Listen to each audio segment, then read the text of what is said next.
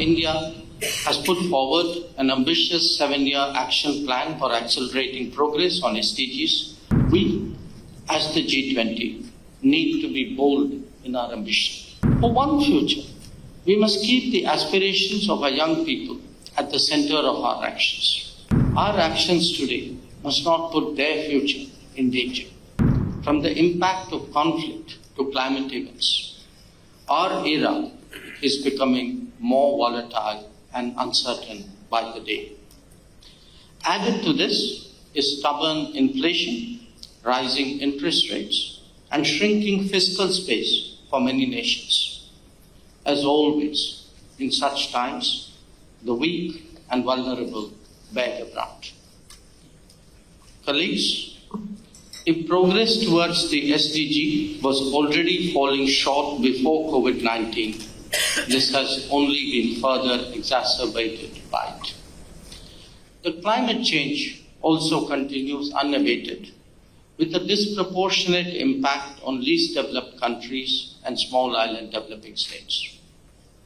The prospects for a global economic recovery remain dim amidst supply chain disruptions, prolonged debt crisis, and pressures on energy, food, and fertilizer security.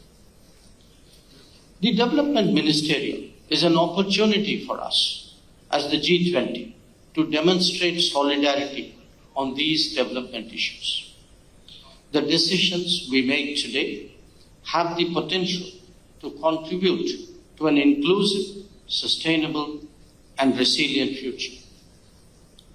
Colleagues, the SDG agenda is a landmark not only in its universality, in that it applies to all countries, but also in its integrity, in that it can only be successful as a comprehensive agenda. Unfortunately, since its adoption in 2015, not only have we seen the political momentum wither, but we've also witnessed fragmentation in international priorities, wherein some goals are deemed more important than others. Such cherry-picking is not in our collective interest. As the world struggles with the multiple interlinked crises that have emerged, we have witnessed a painful illustration of that very interlinked nature of the Sustainable Development Goals. It is in this context that India has put forward an ambitious 7-year action plan for accelerating progress on SDGs, which present a coordinated, integrated, and inclusive roadmap for G20 actions. The action plan not only galvanizes a strong SDG commitment, a strong G20 commitment to the development agenda, but also puts forward transformative actions on the 3 core agendas. And these are: 1, bold, decisive actions on fostering data for development and digital public infrastructure, which are needed around the world to jumpstart innovations at the grassroots level. India's own experience with these innovations has transformed our societies and governance in less than half a decade, and that is what you heard from the Prime Minister. 2, investing in women-led development not only helps to accelerate progress across all the SDGs, but it also delivers results on the ground for all sections of society. And 3, securing globally just transitions will help ensure the future survival of the planet while meeting the aspirations of its diverse people. These transformative actions will act as a force multiplier for accelerating progress across all SDGs and will contribute to a more effective and stronger multilateral system. We, as the G20, need to be bold in our ambition. We need to come together to address the crisis as one. The theme of the Indian presidency, one Earth, one family, one future, therefore, is an urgent call for action. As one Earth, we must demonstrate solidarity for those in need. Truly leave no one behind, mobilize resources, and direct our efforts where they are most needed. As one family, we must break all silos and destroy all fragmentations. We need to integrate our approaches, build systems that leverage synergies rather than rely on trade-offs. Reinvigorate the systems which deliver on our agendas and ensure that all voices at home and outside are equally heard and taken into account. For one future, we must keep the aspirations of our young people at the center of our actions.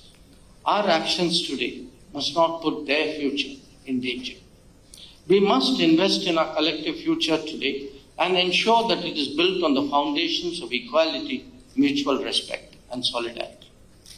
As we redouble efforts to rescue the SDGs and offer relief to those most in need, we also need to speak of the revival and reform of institutions and systems which will deliver on these goals. Reforming the global governance architecture and reviving global decision-making to be more representative are fundamental for building a future where truly no one is left behind. Such efforts will facilitate development models wherein no region, no country, and no individual will be left behind. These efforts will enable human-centric globalization without creating climate crisis or debt crisis. Colleagues, we are meeting at a pivotal moment with multiple important forums and events still ahead of us. The G-20 summit, the SDG summit, the COP28, and the summit of the future. It is in our hands to shape the discussions at these future forums. We must put the development agenda at the heart of these discussions. The international community must speak in unison for those most in need. It is essential that we constantly strengthen the international architecture and governance systems for the protection of global order, global laws, and global values.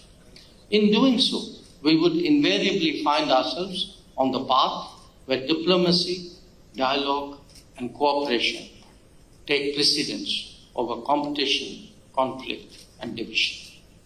Choosing peace, cooperation, and multilateralism is essential for building our collective future. With such an ambitious task on our hands, our actions must also be equally bold and purposeful. G20 needs to play a key role in assuring that this higher purpose remains well within our grasp. Our efforts will strengthen the hands of our leaders when they come together at these historic summits that I have spoken about, which are still ahead of us. The action plan that we adopt here today in Varanasi provides such a roadmap for the G20 to galvanize the critical momentum and ambition of these.